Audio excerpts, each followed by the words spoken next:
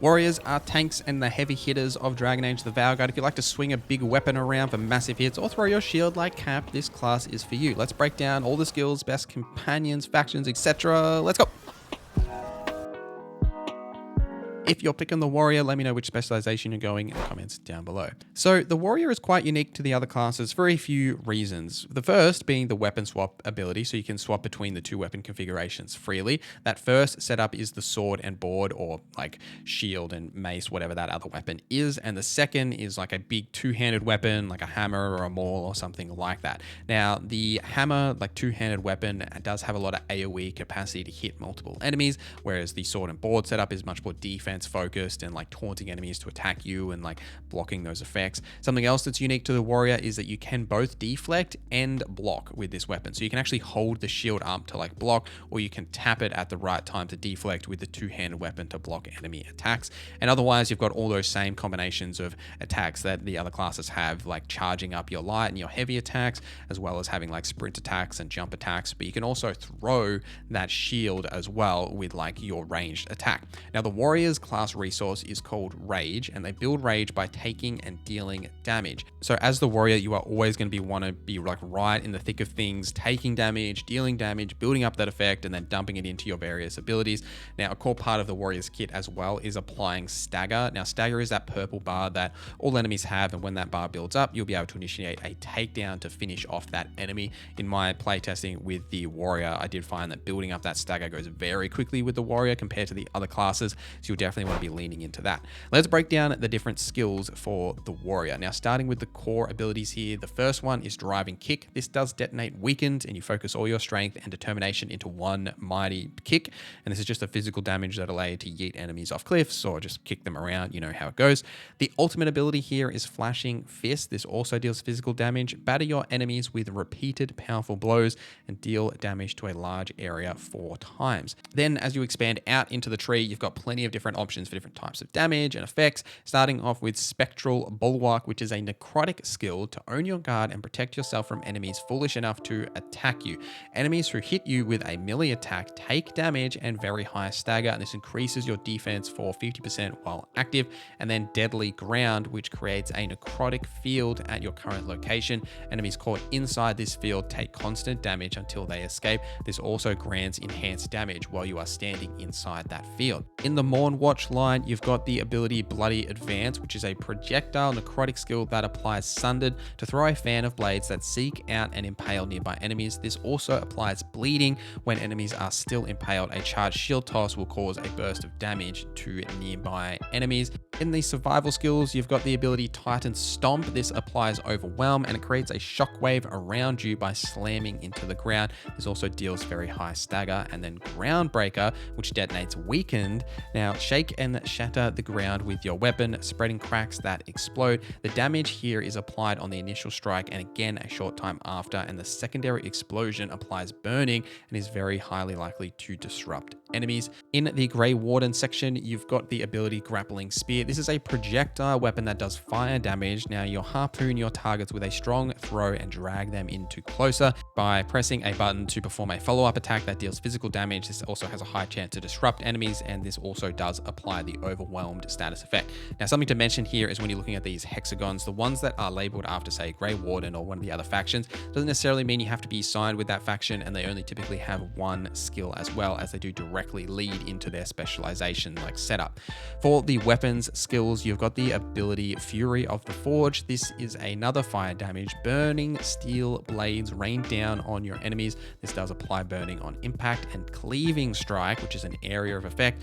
A large sweeping strike pushes and damaging wave over the battlefield. Damage dealt increases with distance from the target while applying bleeding on hit. And then my personal favorite is Whirlwind, which is an area that does physical damage as well, to unleash a whirlwind of steel that damages everything it hits and ends with a final massive blow. That final hit deals increased damage and stagger, and is also highly likely to disrupt enemies. So something you'll notice with a lot of these is a lot of common theme around stagger as well as disrupting enemies. When playing as the warrior, especially with the two-handed weapon, I did notice a lot that you can sort of ping pong enemies around, have them hit walls, like manipulate them and deal like AoE damage, tons of disruption and stagger, and following up with takedowns and other effects. And then you've also got things you can apply like the burning status effect throughout, which is obviously themed around that Grey Warden setup, but you've also got things to increase your overall defense with the Spectral Bulwark or your overall damage with the Deadly Ground. There's plenty of different combinations there. Now let's get into some specializations, and we'll start with the Reaper.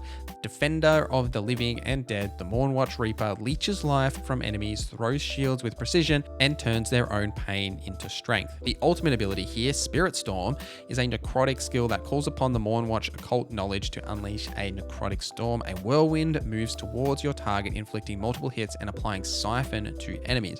Now, Siphon, by the way, deals necrotic damage over time, and it restores a portion of that to yourself as health.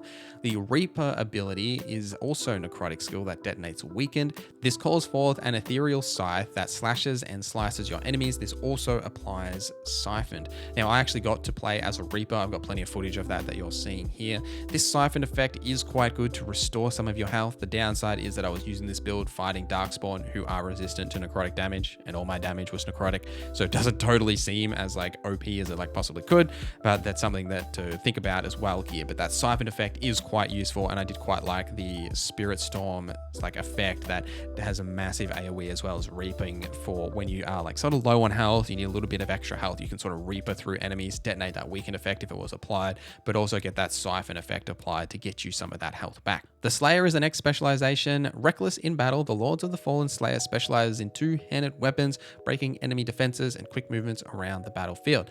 The ultimate ability here for Gold and Glory is a physical damage attack that leap into the fray and deal very high stagger to enemies within range.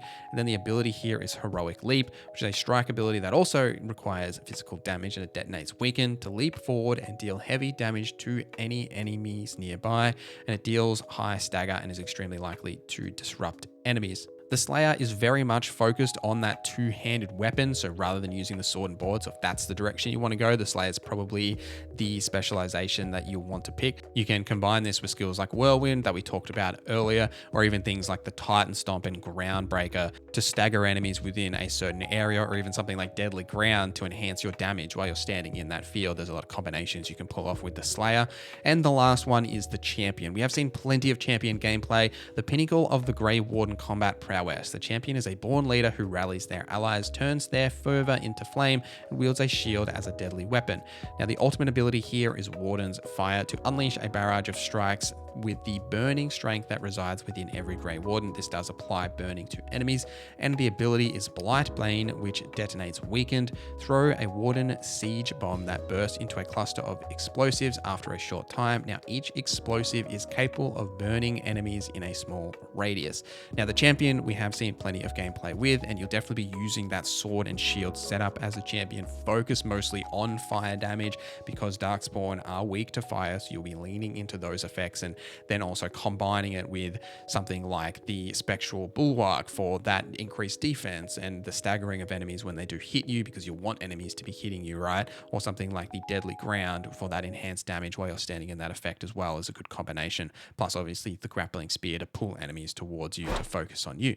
Now, for the best companion combinations here, as a Warrior Rook, you can apply Sundered with Bloody Advance or Overwhelmed with Titan Stomp and Grappling Spear. And then you can also detonate Weakened with like a ton of spells, from Driving Kick to Groundbreaker to Reaper to Heroic Leap and Blightbane. So all the specialization skills can detonate Weakened, plus the basic skills Driving Kick and Groundbreaker. The best companions combined with this are the mage companions like Neve, Balara, and Emmerich, because they can all apply Weakened, which you can detonate with your various skills, and they can also detonate Sundered, which you can apply with Bloody Advance.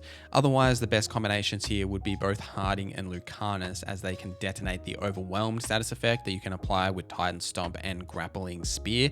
But then combining this with, say, Davron or Tash, there's no actual actual synergies between them, as they only apply the same status effects that you can. So if you're wanting to maximize your combo opportunities, then bringing mages and rogues are the best combinations. The best faction for a warrior rook, there's a couple of options. Now, something to note here is that you can essentially go any of them here, like lean into the role play if you choose to, but if you're looking to min max, then these are the options that I'd consider. The Shadow Dragon faction gets resourceful. Your class specific resource generates slightly faster. Honestly, that's good for all the classes. You can't go wrong there.